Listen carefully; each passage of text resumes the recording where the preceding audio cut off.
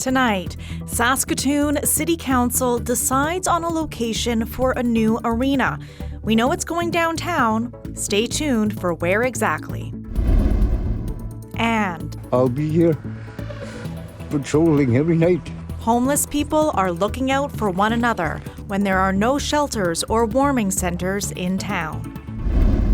Plus, I'm hoping that, all the local fans around here aren't selling their tickets to, everybody in Winnipeg. the Toronto Argonauts prepare to face a chill on the field and in the stands. This is CBC Saskatchewan News.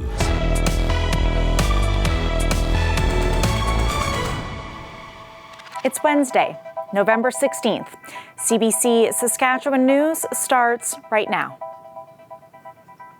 Good evening, and thank you for joining us. Saskatchewan's largest city is one step closer to having a downtown arena and entertainment district. After months of anticipation and hours of debate, Saskatoon City Council voted this afternoon on the location of the facility. CBC's Yasmin Khanea was at the council meeting. She joins me live with the details. So Yasmin, where will this arena be? Natasha, the district will be at the parking lot north of the Midtown Shopping Center. Today, at a meeting that lasted more than 3 hours, several stakeholders talked about the benefits of this site. City administration recommended to council that they choose this. The other location was the City Yards, but if that was selected, then the city would have to move the yards to another location, which would be expensive. So the parking lot in Midtown is very close to shopping, hotels, and restaurants. Today, councillors also questioned how much the entertainment district and arena will cost and if people's property taxes will go up. But the district and arena is being dubbed as a project that will make downtown Saskatoon more vibrant, and it will also make Saskatoon a destination in Western Canada. Here's more from Saskatoon Mayor Charlie Clark. Never know until the vote how it's going to go. I have, generally been hearing that certainly people felt that the Midtown site had more benefits in terms of being close to where all of the amenities are already, less walking. It's already got hotels right by. It's already got the Midtown Plaza, the convention center, and closer to restaurants. We know there's concerns about parking and access, and those are important. We need to make sure that whatever's built is going to be easy to get to, and in all seasons. So as you heard there, parking is a big concern, but the city hopes it can beef up public transit to get more cars off the road. So the next step is that the city has to buy the parking lot in Midtown for a price tag of $25 million.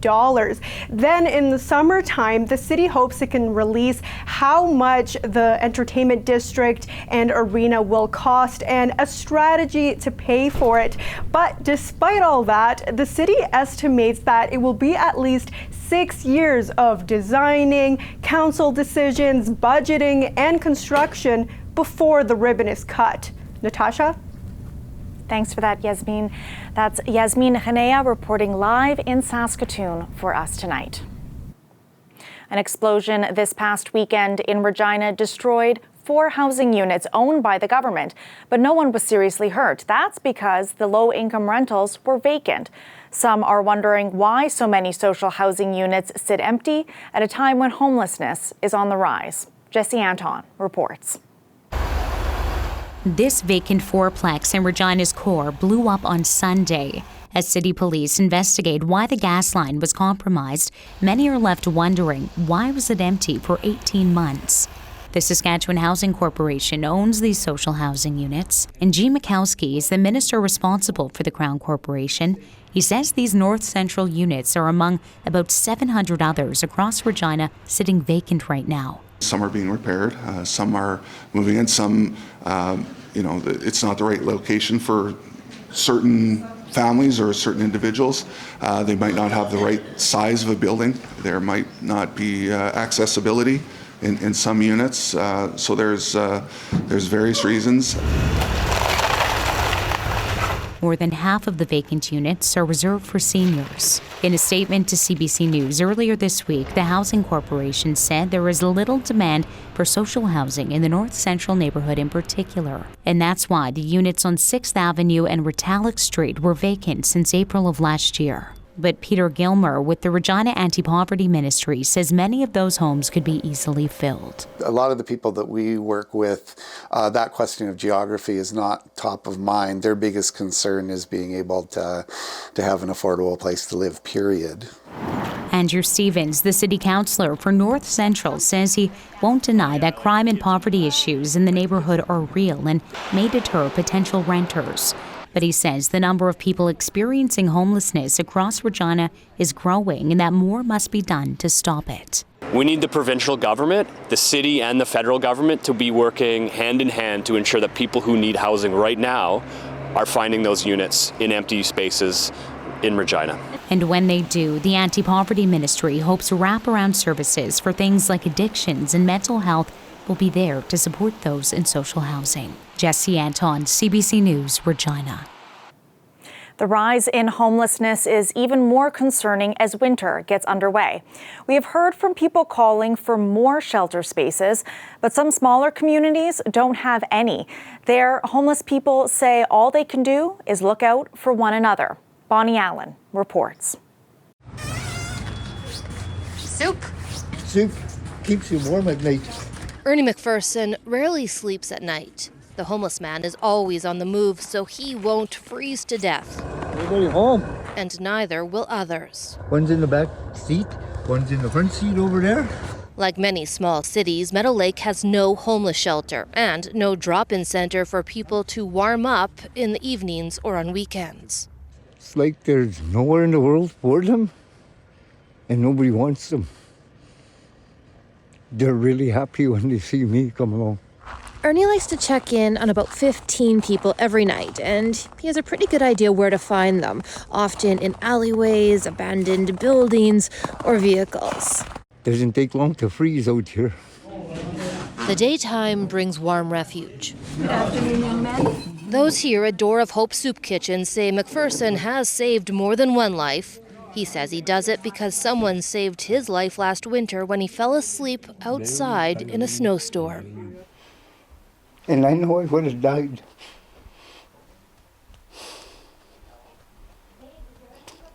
My guardian angel. Last week, the province announced more money for shelter spaces in larger cities.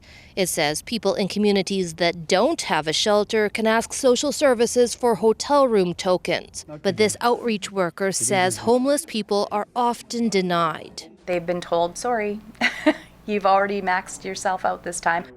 A group of business owners, church leaders, and concerned residents have formed a coalition to lobby for a shelter. In the short term, they want to keep this place open 24/7 to provide heat, supervision, and security.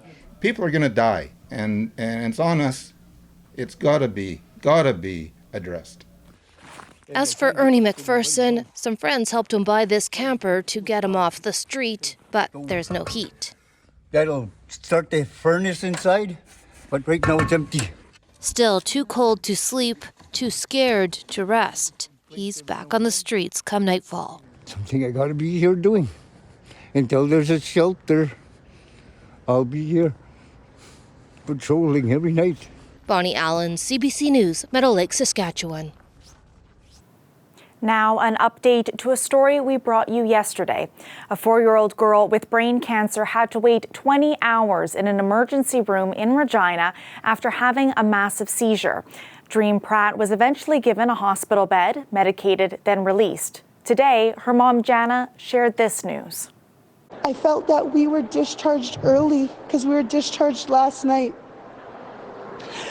And I felt like we were pushed out of the ward in order to make room for more kids in the ward. Today, I took her to daycare, and daycare called me to tell me that they had just put her in the ambulance again, and she is currently in emergency. Again, we are waiting for a bed in emergency, and I'm tired. I'm tired of having to constantly fight for her. During Pratt's first hospital visit, the family was told the girl couldn't be airlifted to the Children's Hospital because it was also full. The Saskatchewan Health Authority was not able to provide answers about wait times and hospital bed capacity. A Regina ER doctor confirmed to CBC that nearly 24 patients who had been admitted were waiting for beds Tuesday morning. Is the plan to ensure sick kids can get emergency care when they need it? Bringing in more people. We have 130 more doctors that have come in the last 13 months, Mr. Speaker. We're recruiting more nurses across. We're leading the first Canadian province to go to the Philippines to be able to recruit people to bring them back here to be able to help out the healthcare workers that have carried us for the last 2 years. Mr. Speaker, we also have 150 more nurses in our post-secondary education. Mr. Speaker, we're working on this. We are. Saskatchewan's Minister of Health says there are often delays in the ER, but every child is still receiving a bed. The government of Saskatchewan says new legislation it has introduced will make the province more accessible for people with disabilities. At a press conference earlier today, Social Services Minister Jean Mikowski touted the proposed Accessible Saskatchewan Act. It's meant to prevent and remove barriers for people with disabilities in several areas, including transportation and employment. The regulations would apply to the government first, then expand to private organizations. Advocates say any new rules will need to be enforced. We need to rethink how we do things and think about inclusion for people who are different than ourselves. You could lose your hearing like that, or your sight like that, or your spinal cord like that. And then what are you going to do? Rely on the rest of us to be kind to you? That's not appropriate. You need to have legislation that says there's teeth in this, not just legs, but there's teeth that says you must. Here's a duty to accommodate. Right now, fix it, or it's a $5,000 fine. The legislation dictates that an accessibility advisory committee would be created to make recommendations to the government. Half of the committee members would be individuals with disabilities. The two teams vying for the Grey Cup hit the Mosaic Stadium turf for the first time today. The Bombers are hoping their fans make the trek from Winnipeg. Meanwhile, the Argos coach is asking Riders fans to hold off on selling their tickets to Sunday's game. Adam Hunter explains why. The Toronto Argonauts hit the icy Mosaic Stadium turf Wednesday morning, bundled up and getting accustomed to their frosty surroundings. The Argos had crowd noise playing over the speakers in anticipation that their prairie opponents will pack the stands. Bomber fans can drive from Manitoba and scoop up the many tickets available online. Toronto coach Ryan Dinwiddie had a message for disappointed Rough Rider fans who hold tickets to Sunday's game. Yeah, I'm hoping that, a lot of the local fans around here aren't selling their tickets to, everybody in Winnipeg. And we understand that's probably going to be the case. There's going to have to be silent cadence, potentially, right? We got to practice that. But yeah, you would hope that the Regina fans, you would know that if they go to the game, they're going to potentially be rooting for us. So Winnipegger and former Blue Bomber Andrew Harris is wearing a new shade of blue this season. He wants the local crowd to support the double blue. Honestly, I have a few friends from Regina, and I met up with them yesterday. Two guys I played junior with, and they seem to think that it's going to be an Argo fan base because everyone hates the Bombers so much in Regina. So I kind of laughed about that, but I said we're all for it. We'll take all the support we can. But yeah, I don't know. I'm imagining that Winnipeg will have a big fan base, and it's going to be nuts in here regardless. The Bombers also held their first practice at Leibel Field. Mosaic Stadium has been friendly to the blue and gold. The team has won big games before, including 2 playoff victories in previous years. But Coach Mike O'Shea says that doesn't matter. We don't really treat it differently, so I wouldn't look at success at Mosaic as anything other than we had a good week of preparation and we plan to be successful wherever we're playing, be it a stadium, a parking lot, the backyard. Sunday's 109th Grey Cup game is a sellout. And these green seats, which are usually covered in green and white, are expected to be overwhelmingly blue and gold. Adam Hunter, CBC News, Regina.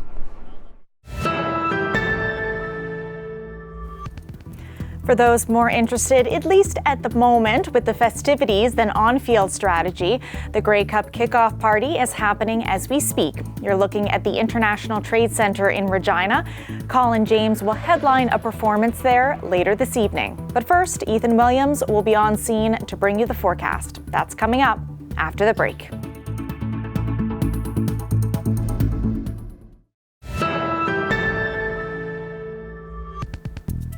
NASA has launched its most powerful rocket ever.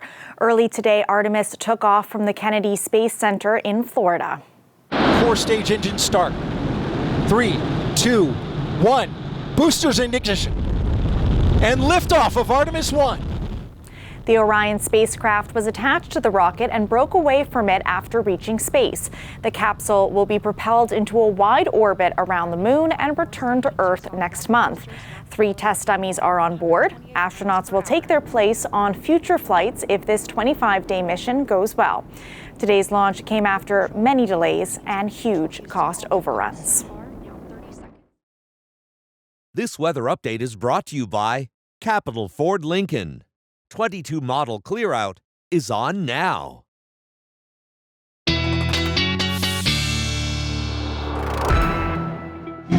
As I mentioned earlier, it's Grey Cup week and our weather specialist Ethan Williams is out enjoying the festivities.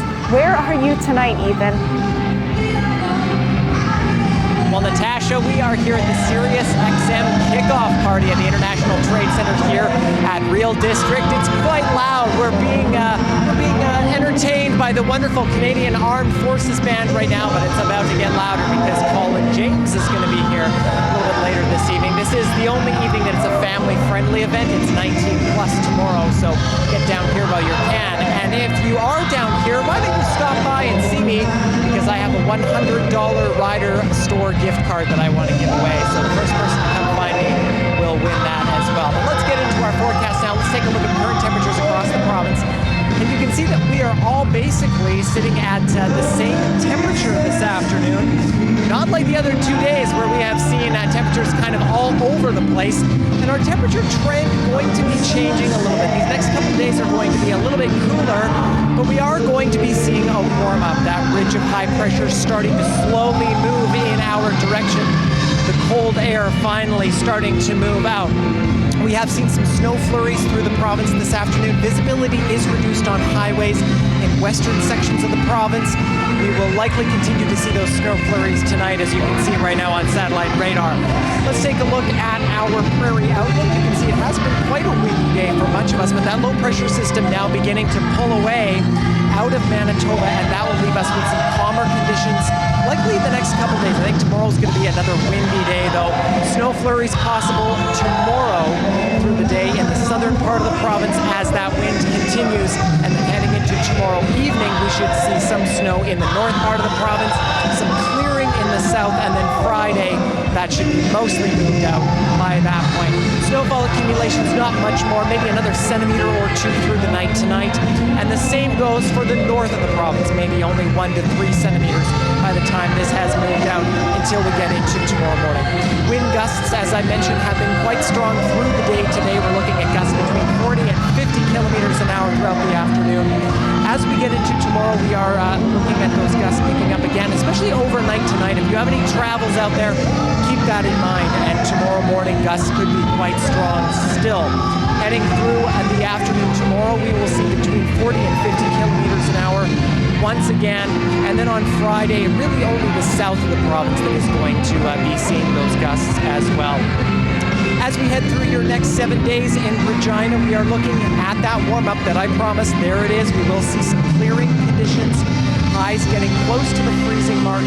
Tomorrow likely going to be our last day that we see those snow flurries. Then finally some clearing through our Grey Cup game. Actually looking pretty nice. We should be pretty close to where we should be this time of year.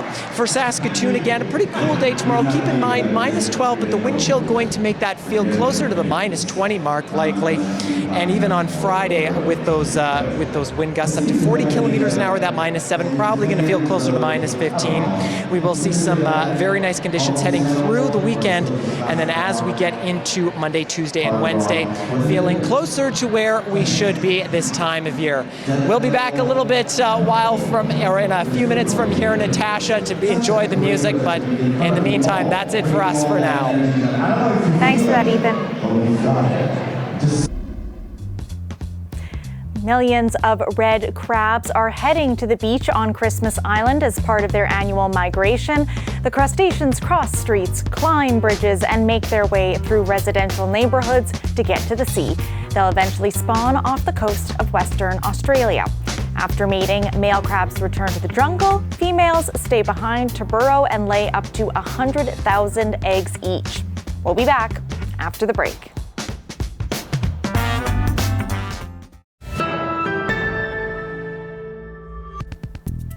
Rising interest rates are cooling the housing market, but sending rental rates through the roof.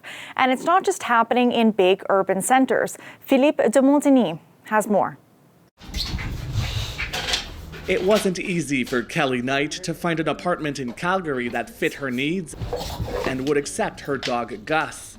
When she did, it cost a lot more than she expected, $2,200 a month. I moved here from Los Angeles, and if you had told me at that time that I would be paying LA rent prices in Calgary, I would have thought you were delusional. She spends more than half her paycheck on rent, a problem more and more Canadians are facing. The average rent rose in October to almost $2,000 a month. That's up nearly 12% from the same time last year. And in some parts of the country, it's far worse. In the Atlantic provinces, rents increased by 32%. Pandemic population growth there, a huge factor. There's like zero vacancies now because everything's being snatched up so quickly.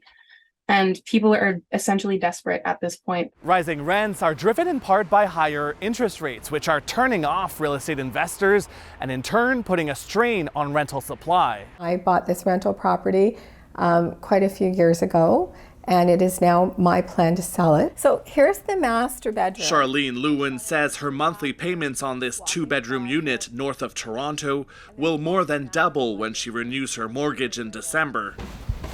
Add to that almost $950 in condo fees. Even if I rented the unit for $3,000 a month, there's no profit. Higher interest rates also keep prospective home buyers in the rental market.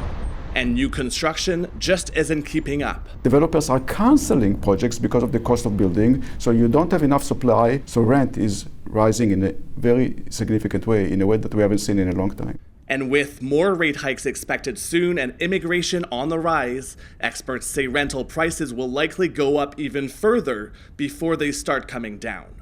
Philippe de Montigny, CBC News, Toronto.